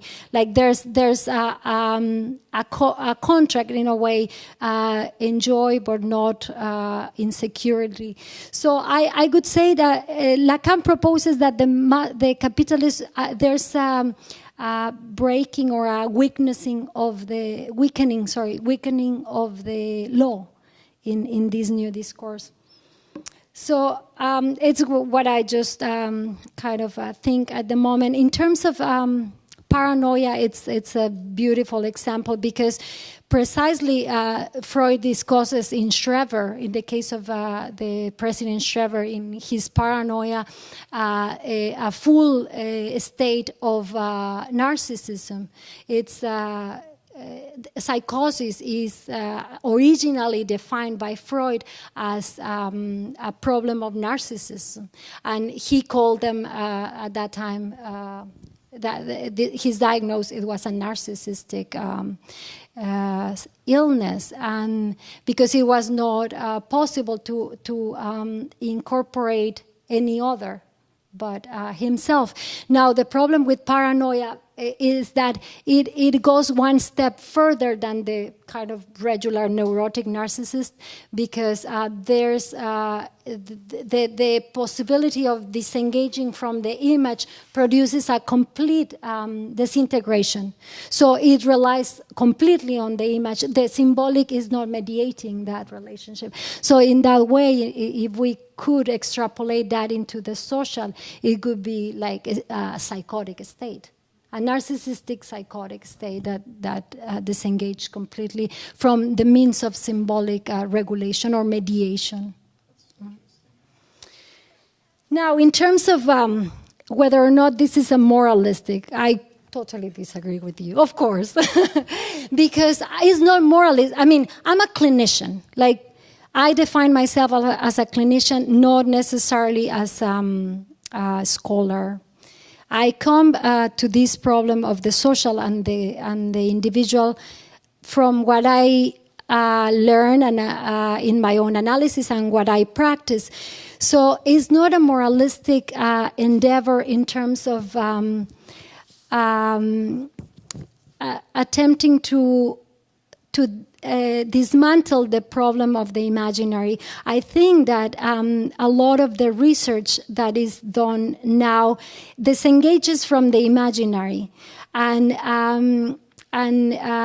it goes into the late Lacan and whatnot. However, I think that if there's not enough discussion about the imaginary entrapment that happens, I mean, we cannot even move, right? Because it's like the most animal part of us. The drives are not the most animal part. They engage in the symbolic. The imaginary is like, actually, Lacan comes to the. I mean, I'm not going to go into a kind of a animal versus not animal discussion, but imaginary comes from the most primitive register. Hilda, if and I don't want to dominate too much because we want to get stuff from the audience too, but when you were riffing off at the beginning, you're saying if you want to do this, just take some drugs, if you want to do this, sex change and so on, right? There's a certain way of relying on the humor there. That's, today people can do whatever they want. They don't have to take responsibility for it. And I'm sorry, I think that is a moralistic argument. And I think when you're saying you can just go to get medical marijuana if you want, or take some roofies and so on, right? But well, much more is at stake. One can't just get a sex change operation, as you know. I mean, these are very complicated and difficult. I mean, from knowing writers like Ivan Coyote who talk about this, it's, you know, the operations, the dealing with even the paperwork of getting new birth certificates is tremendously complicated and traumatic. It's not just this simple kind of switch. So the moralistic argument is that people can do whatever they want today, and it doesn't matter, and that aspect of what you were saying in the building your argument, I think, and making that kind of list of the pharmaceuticals, of the sex change and so on, I think ends up giving the impression, and things I know you don't, or I think you don't think this way because from having known you for quite a while. But it does give this, going for those laughs, it does give that impression that you think those things are inconsequential and that today we just have all these things available to us and that's a problem.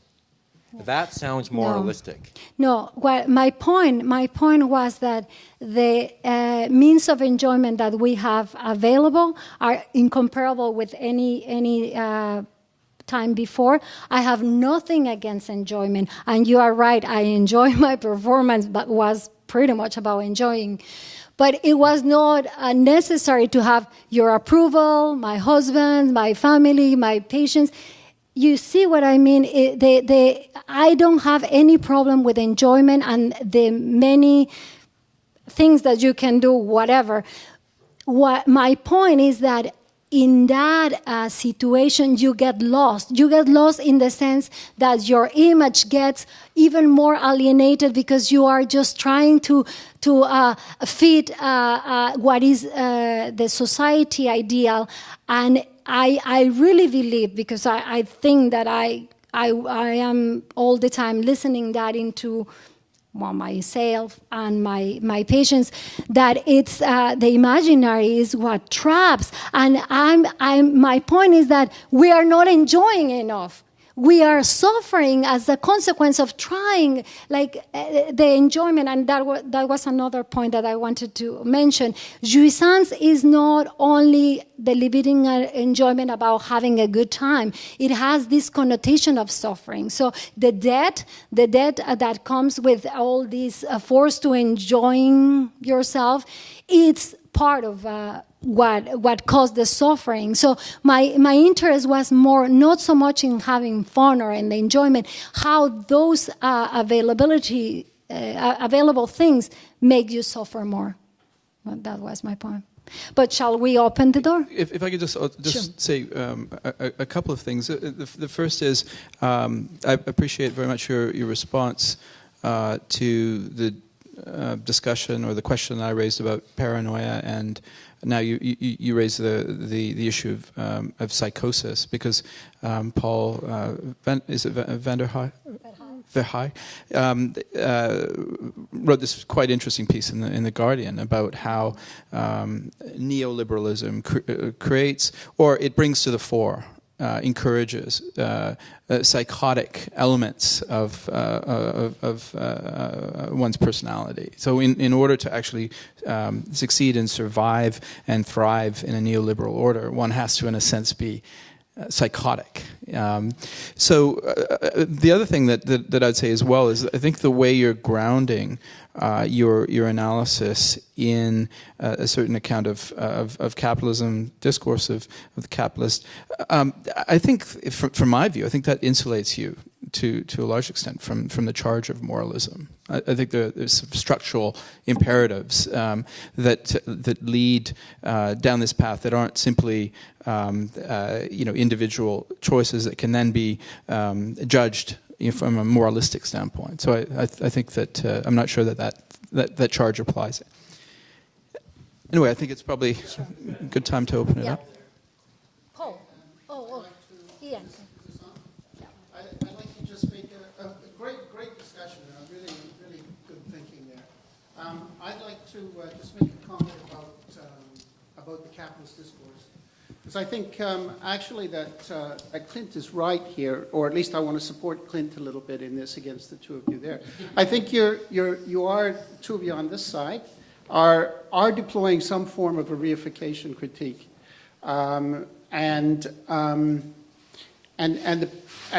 in which the classic formulation is that social relations appear as things. And I would suggest that that's not what's going on now. It's rather that things are appearing as social relations. So that when I get my big new car, or whatever it is I get, the whole point of getting that car is to be seen by others as having it, not really to actually have the car. And this is true in general, it seems to me, of the whole world of consumer goods. So that leads to the other related question that's going on here as to whether the social pathology that goes with this is paranoia or depression. I think it's depression precisely because when I'm seen as, the image that I'm trying to control by buying the car is subject to a general semiosis of being seen by others, such that I don't get to have the enjoyment. The enjoyment, there's an imperative to enjoy, but there is in fact no enjoyment. And consequently, that's where the depression comes from. So I think there is a difference in analysis going on here between the two sides of the table. There was John after Paul, too. I think there's... really good conversation. A brief comment. I think, Clint's... I thought that interchange was fascinating. So Clint's, arguing a sort of moralistic critique, so he uses the example of access to birth certificates, bureaucratic labor, and so on. And so in many ways, Clint's articulating an access critique, like the ability to get sex changes and so on, access commodities, is not equally accessible to everyone. In fact, they could be extremely troublesome and difficult.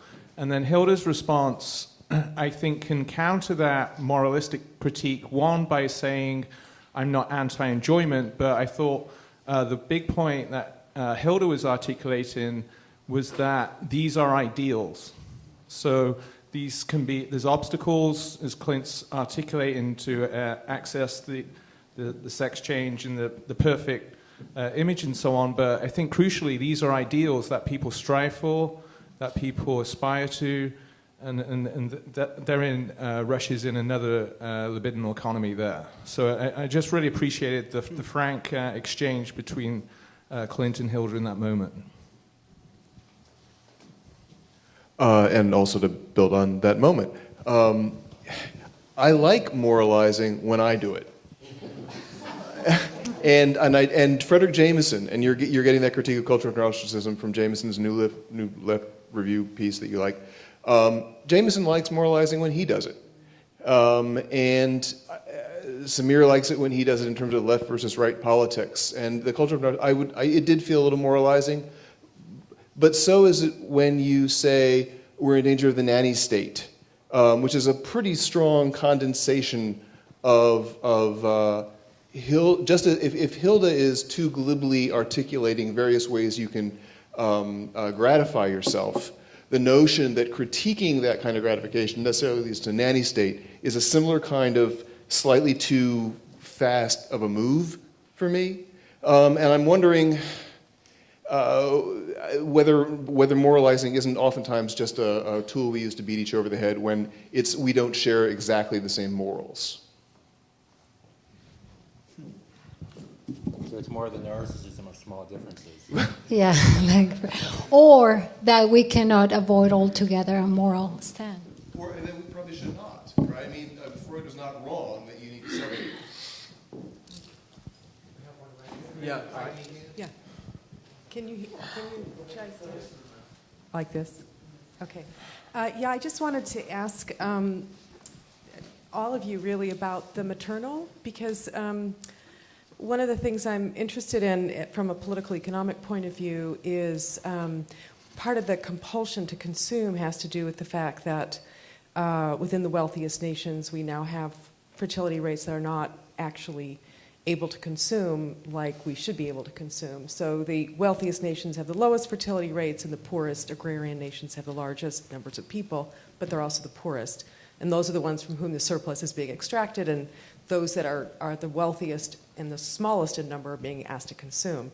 So there's also kind of an external kind of vector there that is really interesting for me that has to do to some degree with the replacement of the maternal with the machine and the machinic way in which there's a kind of obliteration of the human, which then brings up a whole different set of desires.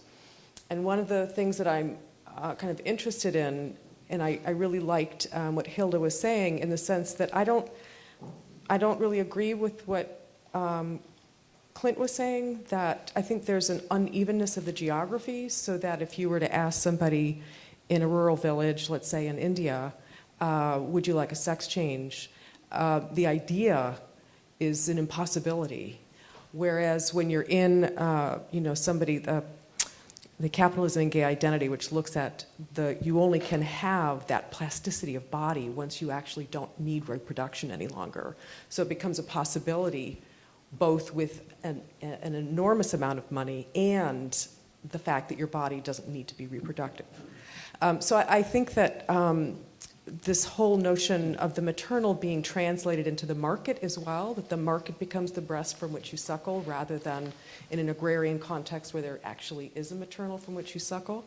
And, you know, I was interested in the Marcuse part because I think that repressive desublimation is also about this displacement of the maternal. So I'm just wondering if any of you could comment on that maternal. And it's not just an historical progression. This is also, as Marx and Engels pointed out, extremely uneven geographically. So there are simultaneously things existing within this world that make us incomprehensible to one another in terms of drives and desires and so on.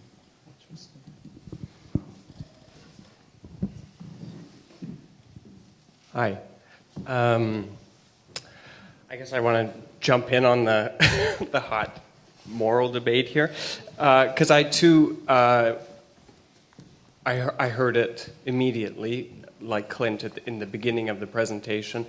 But now that I'm listening to the dialogue, and Hilda, correct me if I'm wrong, I think part of the pointing, I mean, part of what Clint might have been pointing out is this pointing at people and saying, you're unhappy, you smoke marijuana, or you drink too much, or you're on antidepressants, which would be moralizing. So at the social, I do see that moralizing, but then what makes, I think, the clinic a different space altogether is that the person is there demanding to alleviate their suffering. They're asking to have that suffering alleviated. So then the moralizing is, in some sense, on the side of the person who's there asking. Does that make sense? So it's not, it's the pointing, I don't think, is happening from the analyst so much as the analysand, the moralizing. Because I mean, I suspect most of it is, I'm unhappy, I'm doing this kind of stuff. Whereas I didn't hear that in Hilda's comment. But I'd love to hear your guys' response to that. Here and then over there, I think.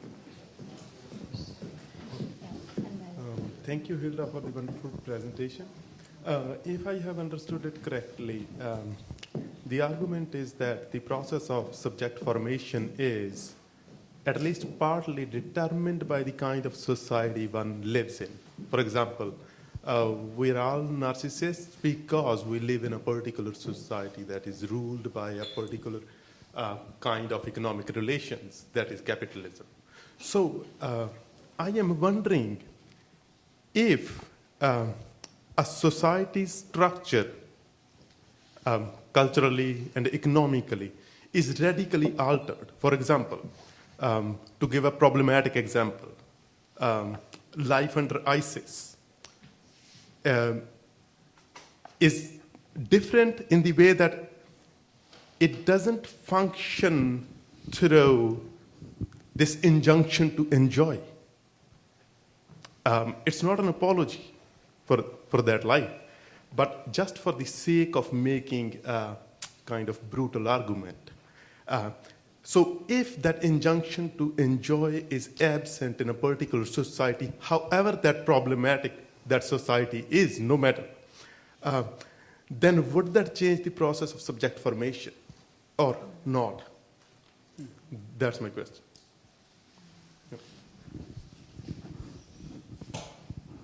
Maybe the final one over here, and then we can try and answer all of them. Yeah. I think what I'm saying is not a question, but maybe just a commentary. What I heard from Hilda, and maybe it's a question I want you to confirm, is that what I hear when I think of narcissism, and I've been thinking about it recently, is that like one of the characteristics of it, and I would maybe be bold to say narcissism is a Western phenomenon more than any Eastern or developing countries, is that modesty is not a value in narcissistic societies at all. It's all about you jumping out, standing out, and being different. And that's what brings up the commodity situation, that you have to constantly grasp whatever that they set up for you to be different. And I heard from you that you said the problem of this is not that now people do plastic surgeries and all these different fun things that are sort of related to how they're bolstering themselves, but the fact that it is sort of the way the selves are defined for them that is constantly repeated in people's behavior. There's no creativity in expression of who you are in that kind of narcissism. It's just a very like a special pattern in the narcissism that gets repeated. And I don't know if that's, you would think that as a moral statement or just a fact of observation of the pattern.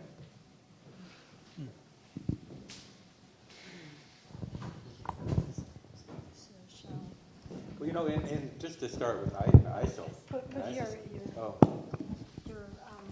Micro. ISIS has a very strong selfie culture. So I mean, there are selfies with next to decapitated or next to executed enemy soldiers. I mean, that's very. I mean, I'm actually, and I'm not trying to be flippant here any more than you were, of course, because I mean, I've been thinking about the whole ISIS decapitation thing in terms of Western art and decapitation as well, which is a huge thing, and of course in Counter-Reformation and Baroque art. You go back to Caravaggio and so on. So the idea of ISIS, because of it not being a culture of enjoyment, and I'm not sure that it's not. I mean, I don't know enough about it, but it's certainly in terms of the image and looking at the websites, and I'm always like paranoid. God, I'm going. I downloaded this report on ISIS. I'm like, now I'm on some NSA, a watch list. But I'm not sure that it's not a culture of enjoyment. It's not a culture of Western luxury consumption enjoyment, but enjoyment is structural. It's not about a TV or a cell phone or cigarettes or medical marijuana. It's structural. And it seems to me that perhaps even the very drive, to use the theme of the conference, of ISIS itself might be structurally a very similar drive to the drive of enjoyment, would be in terms of that. And hence, the ISIS very smart use of social media, right? How they try to hijack hashtags, how they spread their word through online videos and so on. So I mean, it seems to me that there's a reason why they're able to sort of use that kind of technology. I think if they're Western recruits, they're raised in Western countries. Totally. If you look at Taliban, they are different from ISIS because they are more reclusive and there is no selfie culture. Okay. Yeah. ISIS is created by George Bush, right? Just suppose that a society is not based on this injunction to enjoy, then does that change the process of subject formation or not? Of course, I would agree. Yes. I just don't think ISIS is exempt from that. Well, something else to add about ISIS and the larger phenomenon of the politics of the image. You might want to look at this intervention by the Retort Collective, published in New Left Review in 2003, where using some of the ideas of the Situationist International, Guy Debord, and this includes the art historian T.J. Clark, seek to understand 9/11 in terms of an intervention, an attack at the level of the image. So image, counter-image, right? It was a different form of spectacle that confronts now the late capitalist society of the spectacle. And I think that ISIS or ISIL carries us to a new level with really high definition forms of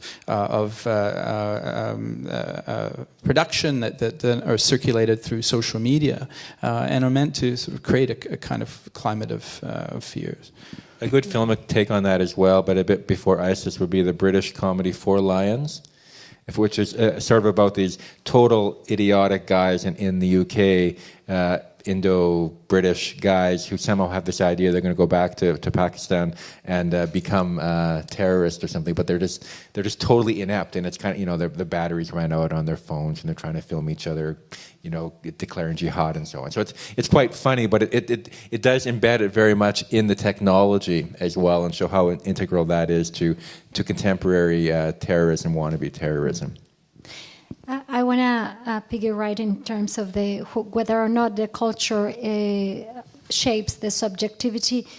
Yes, narcissism and enjoyment or jouissance are everywhere, like in every single subject, wherever they live. However, the society in which they live mark the kind of the line where the ideal and the pressure comes from, right? I agree, like the enjoyment in ISIS must be something related of the enjoyment of the body of the other in terms of disappearing the other, right? I mean, I got into the perverse logic because I think that in terms of the three categories that Lacan poses, and this is a little bit trying to address the maternal that was asked about the relationship of the market and the maternal.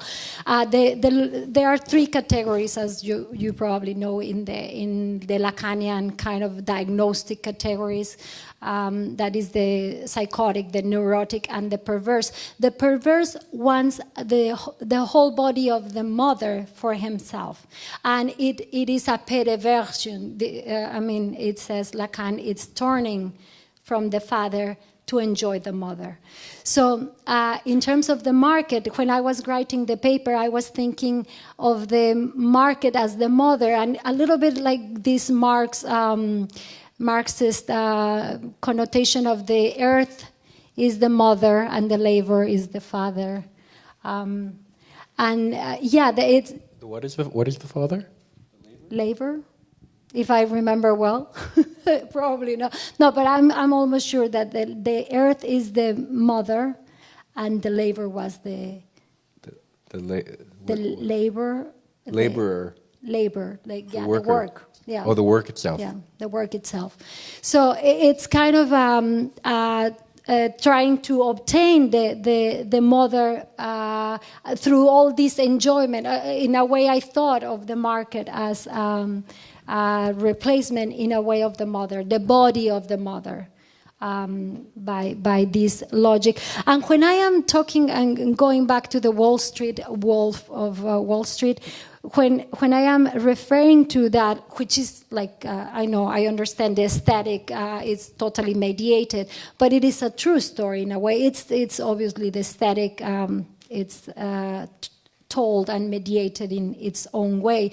But I see it more than this particular narrative as a structural definition of the moment. So, I'm trying just to pinpoint something else about the morals.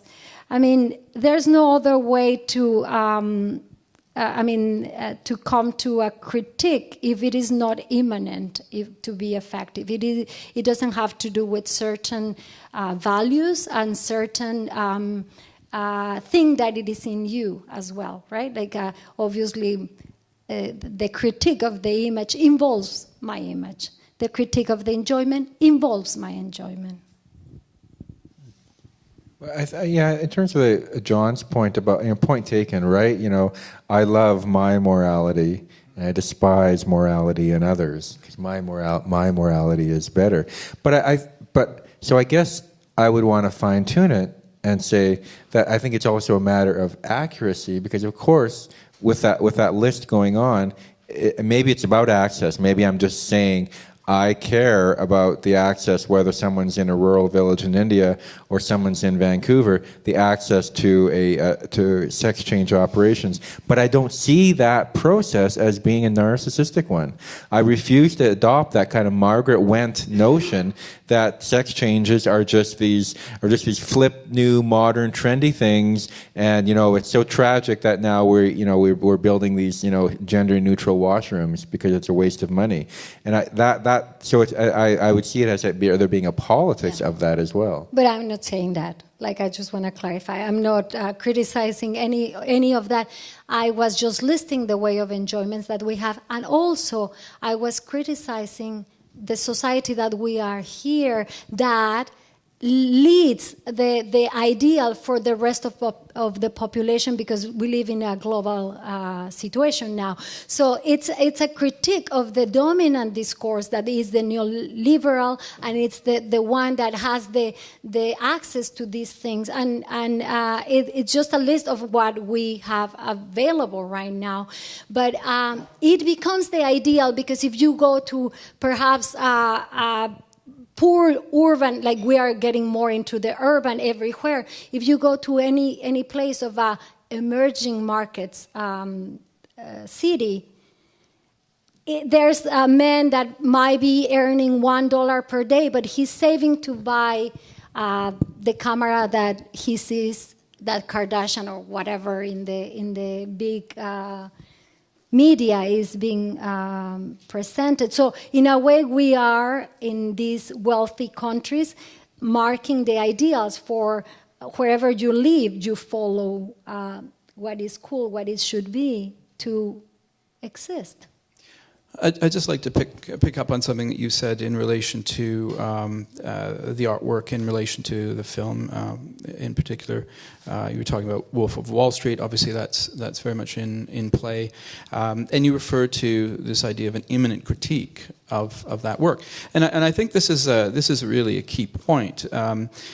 Because I think we need to really define what we mean by moralism, and I think that one view of what moralism is an abstract positing of the is and some reference to an ought that somehow stands outside of that is, that object, that phenomena that is being critiqued. That's one way where you have these kind of transcendent values and you're simply then applying them through judgment. Right? The other way, and it comes out of Hegel and comes out of Marx, and you find it at work very much in Jameson's writings and other Marxist critics, is a notion of immanent critique. That in the is, there is always already a normative component. And so what you do when you critique is you point at the gap between the is and the ought. And that is hardly moralistic, because the ought, the normative dimension, is always already, again, part of that object. And I think I think looking at it in those terms can help a little bit in terms of, then assessing how a claim is either moralistic, or if a claim is moralistic or not. So anyway. Wow, that's why Frankfurt School still rules. Probably take a couple more questions before we wrap up. I thought we were just getting going. I just wondered that. Oh, hey, Paul. You often hi. You often talk about enjoyment. I wondered if you made a distinction between satisfaction and pleasure, and how that relate to, like you were saying, there's three areas of the Lacanian views of obscene and psychotic and the perverse. Mm-hmm.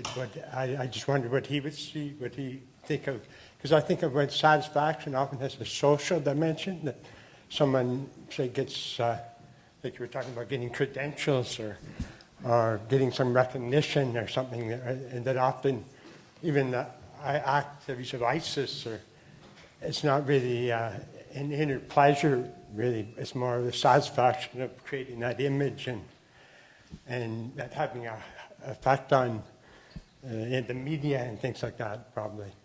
And I just wondered if there's any kind of distinction. And I guess pleasure maybe means more, this could be more psychotic, because it has no concern with the social world, really. The person, say, that is ecstatic or say it changes his consciousness using certain drugs or something like that. That it's I guess can be a problem for the individual because they may have something in the psychology that when they're having, say, bodily pleasure, then they may be guilty. I guess they feel guilty, but they have to face it themselves, I guess.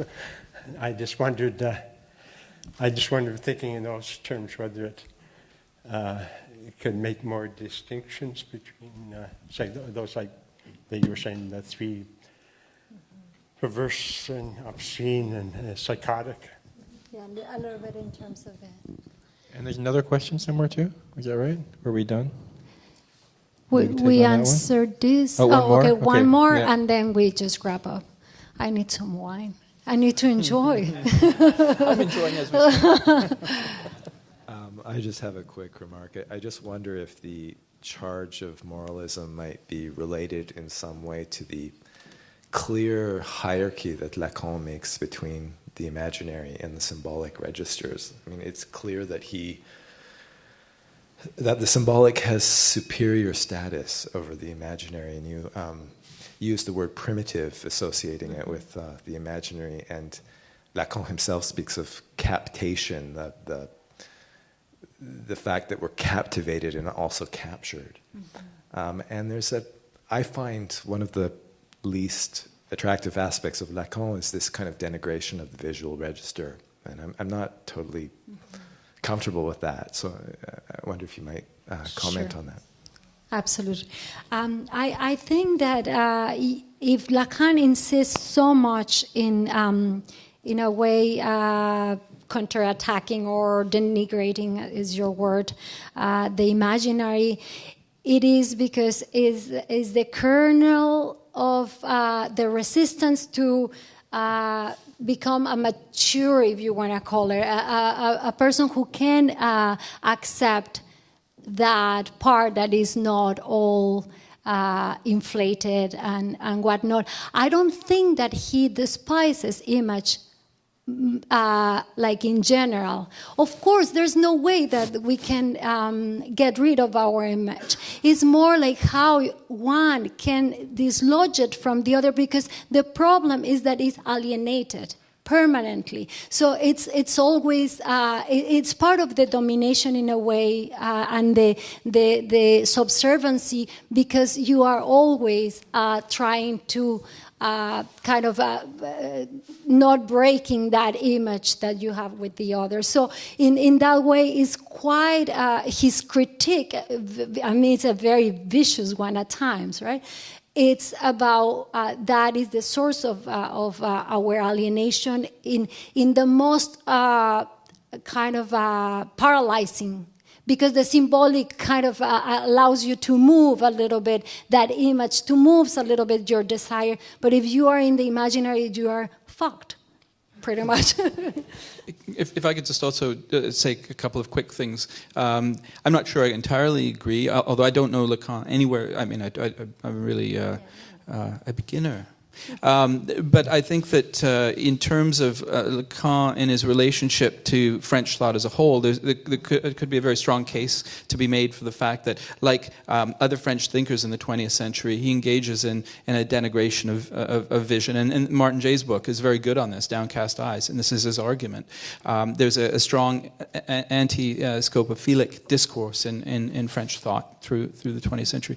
The other thing that's interesting here, too, is that Heidegger's a huge influence on Lacan, especially the early Heidegger, and this whole relation of Zuhandenheit and Vorhandenheit is really key.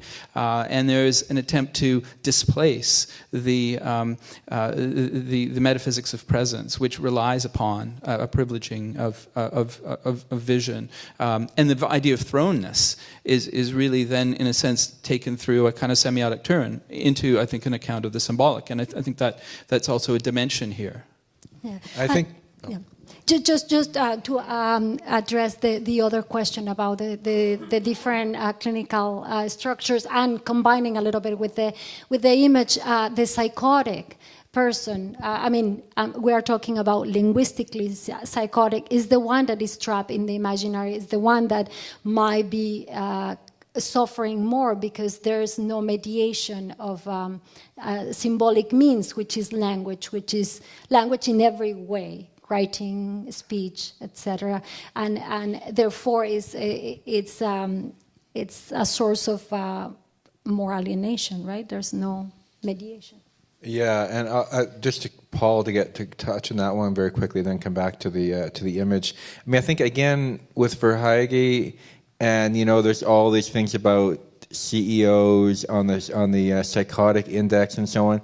These are very easy left mythologies, that CEOs are worse than we are or something. We like to believe that there's somehow these evil people. And no, it's structural. It's not about that person, Chip Wilson, like whoever owns Lululemon, being a bad. That isn't the issue. It's about the extraction of surplus value. I'm sorry. It's not just about pointing fingers and feeling good because we're not CEOs and they're bad. So I think it's a category mistake on the part of the left to indulge in this kind of fantasy. Well, but back to, if I may, but back to the question of the image. I agree actually with here. I will agree with both of you, with both Hilda and Samir in terms of the question. Martin Jay's book, Downcast Eyes, is very important for situating the anti-ocular centric in French thought. And of course the critique of the visual, but I would argue, and that's why I was throwing in my own moralizing of Jay-Z and Beyonce and Kim Kardashian and so on, but I do think that the selfie as a popular phenomenon, right, actually is using that visual as an intervention into popular culture. And so it's not merely a matter of these dumb teenagers are fixated with themselves, they're taking pictures of themselves, how vapid. It's okay when artists do it. We know that's fine, that's profound. But if a teenager does it on their smartphone, then that's really superficial and silly and narcissistic. So I think there are, and I'm writing about this as well, so I think that there are ways to reinvent and to reinvigorate the questions around the image because of what selfie activism itself is doing. And I think post-Ferguson, black politics, the Black Spring, not the Arab Spring, but the Black Spring that is going on right now in African-American activism because of people like DeRay McCason and so on, is very indicative of the power of the selfie and the power of the image. Okay, but you certainly don't want to reify the selfie. I think it has to be understood in terms of the ultimate question of whether it is promoting or working at undermining the social separation. And that's De Boer's question about the society of the spectacle and the hegemony of the image. So if, like... The spectacle is a social relation. He's very clear on that. No, absolutely, but it's not one that understands itself as such. And so to reify the selfie is to contribute to a misrecognition of that. I would talk about it as a social practice. relation. I would talk about it as a practice, not as a reified thing. Of course, I agree. It really is then how it circulates and how it might relate then to actual struggles on the ground, which you're alluding to. And that's the larger context, and that's crucial context. That was a crucial context of the Arab Spring.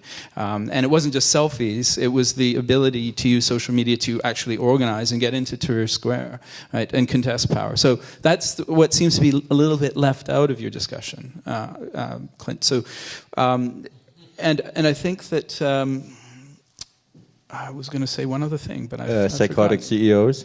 Psychotic CEOs, exactly. I think you're absolutely right. It's a good gesture to say, don't blame Chip Wilson or whoever it is. It's not voluntarism, it's a structural relation. But you also then have to think about how these people work their way up into those positions of power in let's say 90% of the time. Just in the same way, how do members of the Politburo get to where they are, and what kinds of decisions are they going to make? Or why we are in the Goldcorp Center for the Arts, an actual place here at SFU that's named for a mining company, right? So why does that happen? It's good that you actually recognize that.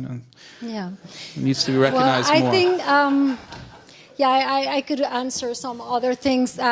Just nobody picked on Bataille, and that was a great way for me to approach the jouissance, not moralizing the CEOs or the 1% of the perverts, but rather the ways enjoyment circulate, and wealth, and labor, and whatnot. So, but that was it. Thank you, Hilda, and thank you to the audience. audience. Thank you, everyone. Thank you, Samir. Thank you.